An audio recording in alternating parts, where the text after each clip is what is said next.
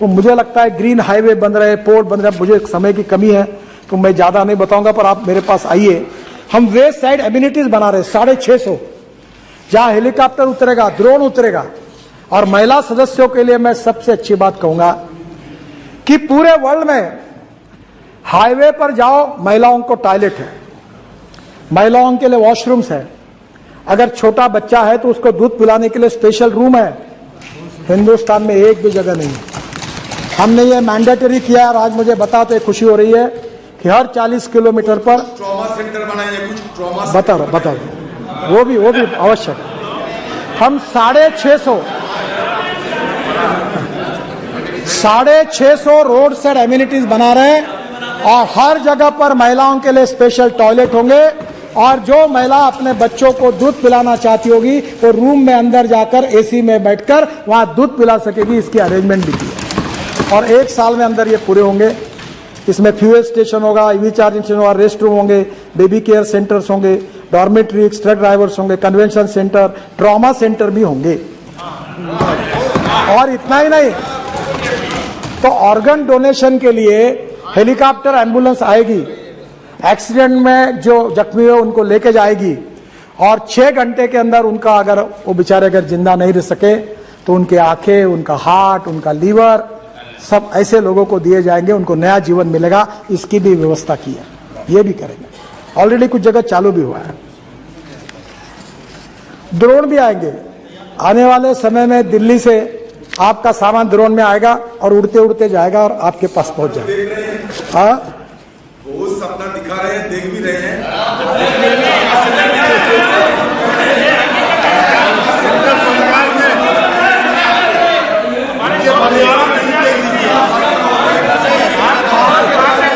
मौत की तादाद बढ़ रहे हैं। आप जरूर ये मानिएगा कि मौत की तादाद बढ़ रही है, ट्रॉमा सेंटर ना होने के चलते, गोल्डन आवर की सुविधा उपलब्ध ना होने के चलते। ये आपको मानना पड़ेगा। ये पहली बात तो ऐसे है कि आज सुविधाएं नहीं है।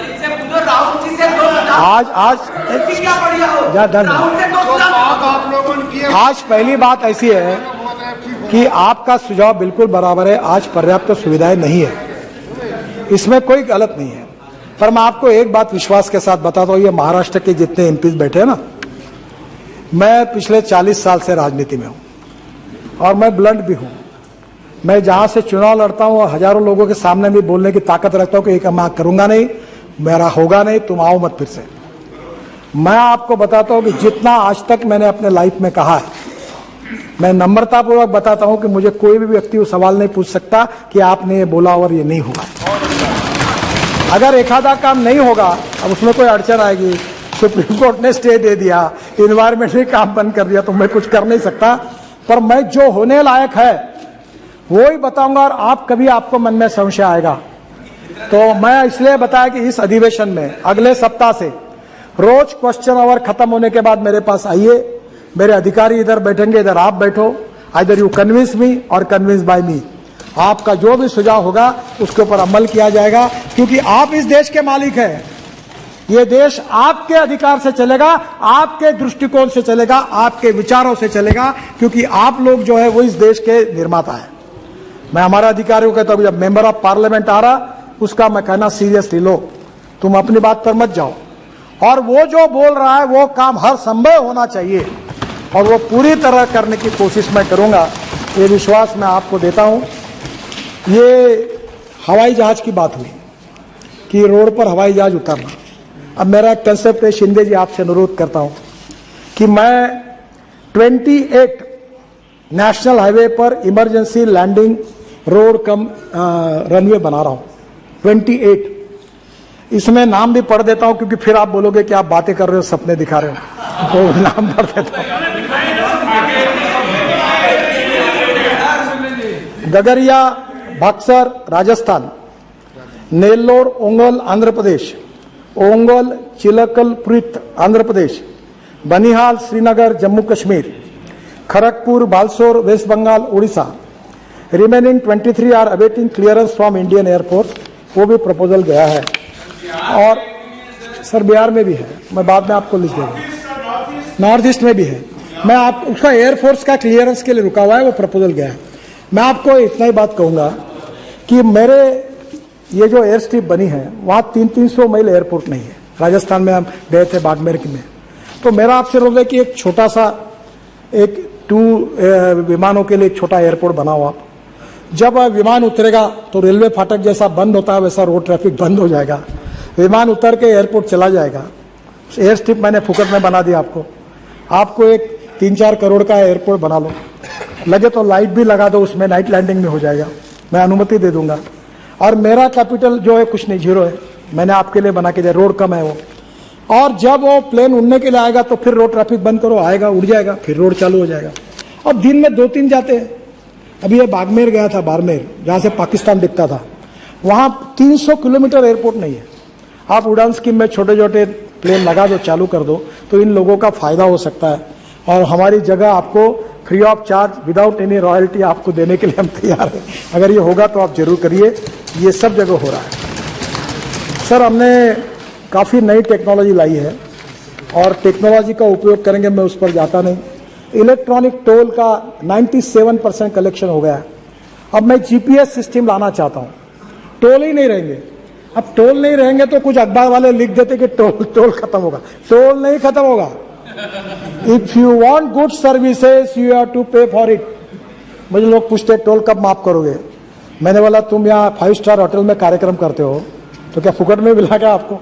अगर फुकट में करना था तो रामलीला मैदान पे बैठना था, जब यहाँ बुलाते हो तो पैसा देना पड़ेगा।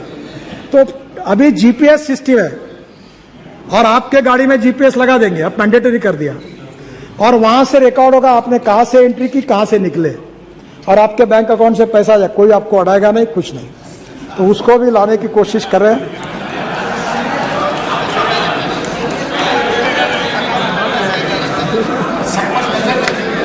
सर, ये डिजिटल हाईवे हम बना रहे हैं, ट्रैफिक कंजेशन के लिए काम कर रहे हैं।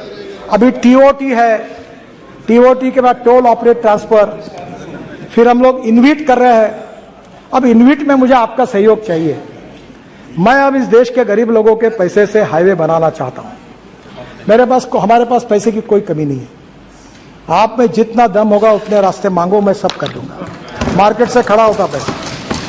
अभी बैंक के चेयरमैन मेरे पास झगड़ा करते, बोलता मेरा पैसा लो, बोलता मेरा पैसा लो। कोई पैसे की कमी नहीं। पर अब मुझे रोड बनाना है तो मुझे एक दिन सपने में ऐसा लगा कि सब अमेरिकन पेंशन फंड, यूके, सब बाहर के लोग रोड में इन्वेस्ट कर देंगे तो हिंदुस्तान के इतिहास में मेरा नाम लिखा जाएगा कि हिंदुस्तान के रोड एसेट सब मालक फॉरेनर बने। मैं बोला ये नहीं करना। और इसलिए आज जो मॉडल है इनविट, इसमें प्रोजेक्ट होगा 1000 करोड़ का।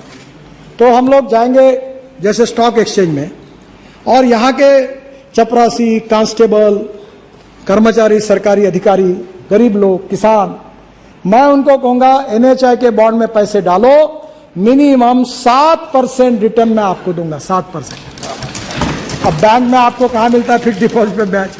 हर महीने में आपके अकाउंट में मिल जाएगा। AAA रेटिंग है, वर्ल्ड का है। और इसलिए अब इस देश के गरीब लोगों का पैसा रोड में लेना चाहिए, ये हमारा प्रयास है। सेबी का अप्रूवल नहीं मिला है।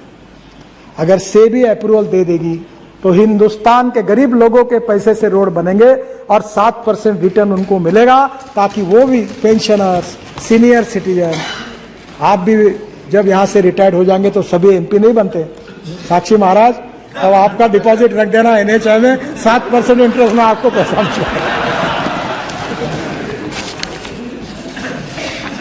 सर, ये मैं आपको एक ही बात कहना चाहूंगा कि काफी अच्छे सुझाव सम्मान्य सदस्य ने दिए हैं। सबके सुझाव के जवाब भी लेकर मैं आया हूं, पर समय की कमी है और आपने दिया हुआ समय अब मेरा समाप्त हुआ है।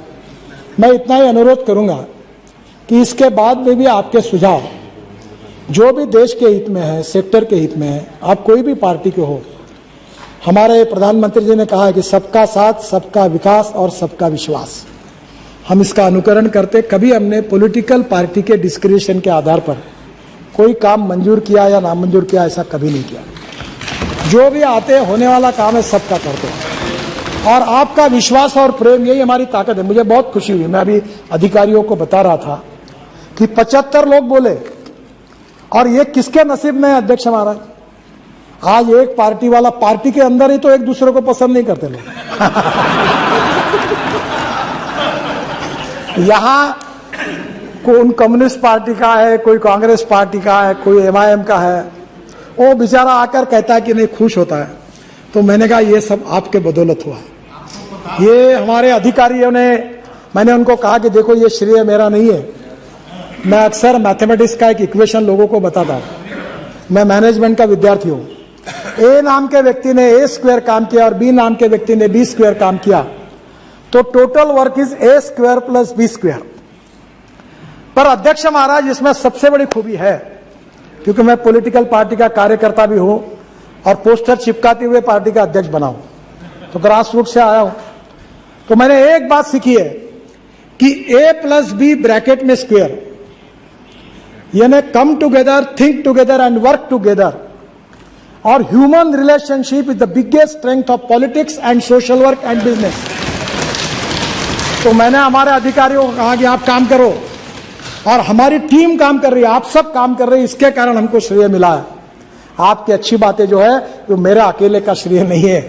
That credit goes two thousands of engineers and officers, day and night उन्होंने काम किया, उनको ही उतना ही श्रेय है। और इसलिए ये जो टीम वर्क है उसके लिए ये हमको सफलता मिली है। प्रधानमंत्री जी का यशस्वी मार्गदर्शन है, वित्त मंत्री जी ने हमको बहुत बजट बढ़ा कर दिया है, और हमको बढ़ाने का हमें पैसे की कोई अड़चन भी नहीं है। तो स्वाभाविक रूप से हम इस देश को, जैसे मैंने पहले कहा था कि 24 दिसंबर के पहले हिंदुस्तान का रोड इंफ्रास्ट्रक्चर अमेरिका के बराबर होगा, यही हमारा प्रयास होगा। और ये करते समय आपके जो भी सुझाव होंगे, आपकी कहीं अगर टीका भी होगी, क्रिटिसिज्म भी होगा, तो भी उसका स्वागत करते हुए, उससे सीखते हुए हम आगे जाएंगे। मैं आप सबको बहुत बहुत धन्यवाद देता हूं और नम्रतापूर्वक अनुरोध करता हूं कि मेरे डिपार्टमेंट की ये जो मांगे हैं उसको आप पूरी तरह सपोर्ट करिए और उसका समर्थन करिए। और फिर भी कोई बात होगी तो मेरे चेंबर में आपका दरवाजा ओपन है, आप कभी भी आइए, आपका काम करने का हर समय हम प्रयास करेंगे। इसी विश्वास के साथ आपको बहुत बहुत धन्यवाद देते हुए मैं अपनी बात को समाप्त करता हूं। नमस्कार। NK Premchandran. Thank you very much, Speaker sir.